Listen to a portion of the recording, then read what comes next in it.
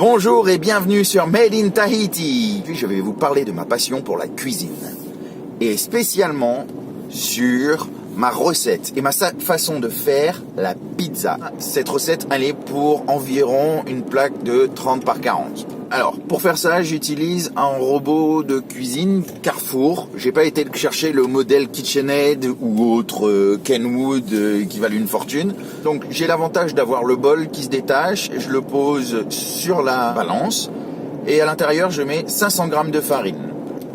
Je rajoute 2 cuillères à soupe de levure de boulanger, 2 cuillères à soupe de sucre, 2 cuillères à soupe d'huile d'olive, 2 cuillères à café de sel.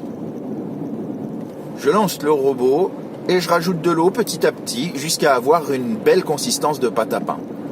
Quand ça arrive, la pâte ne colle absolument pas ni sur les parois ni sur le doigt du pétrin. J'arrête le pétrin, je forme une belle boule à la main et je laisse reposer le temps de faire ma sauce. Pour faire ma sauce, je prends un oignon que j'émince finement.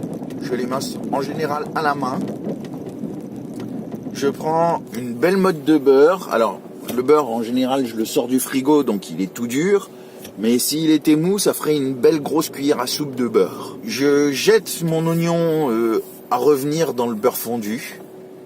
Je le laisse légèrement blondir.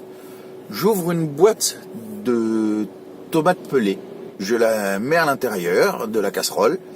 Je laisse revenir un peu le tout. Je rajoute un petit peu d'origan. Je rajoute une cuillère à soupe de bouillon de poule et 2 cuillères à soupe de sucre. Quand ça arrive à faire des petites bulles,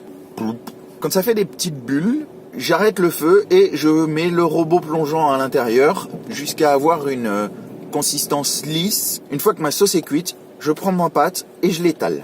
En général, je l'étale sur une plaque flexible en silicone de 30 sur 40. Donc j'étale ma pâte, qu'elle déborde légèrement. Une fois que la pâte déborde de tous les côtés, je prends de la vache qui rit ou du kiri, je le mets à la lisière tout le long de la plaque et je rabats ce qui dépasse pour avoir une pâte qui est fourrée au fromage. Une fois que j'ai une belle bordure tout autour de ma pâte, je renverse ma casserole et je l'étale avec l'étaloir à crêpes. Alors je sais pas si ça s'appelle vraiment comme ça, mais voilà, ça ressemble à ça.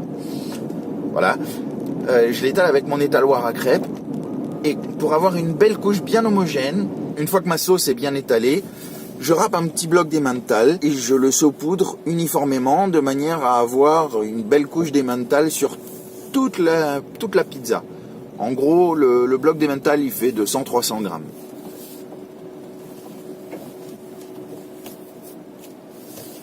Voilà. Quand ma pizza est bien recouverte de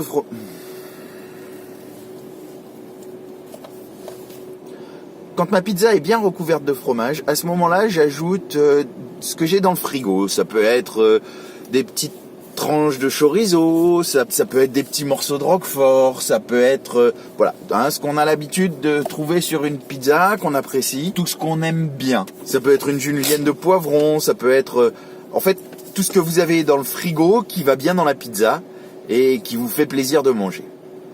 Une fois que la pizza est joliment décorée, à ce moment-là, on l'enfourne et quand elle commence à sentir bon, on la sort du four et puis bonne dégustation. Voilà, c'est tout pour aujourd'hui. J'espère que tu apprécies ma recette de pizza. Essaye-la, tu verras, tu m'en diras des nouvelles.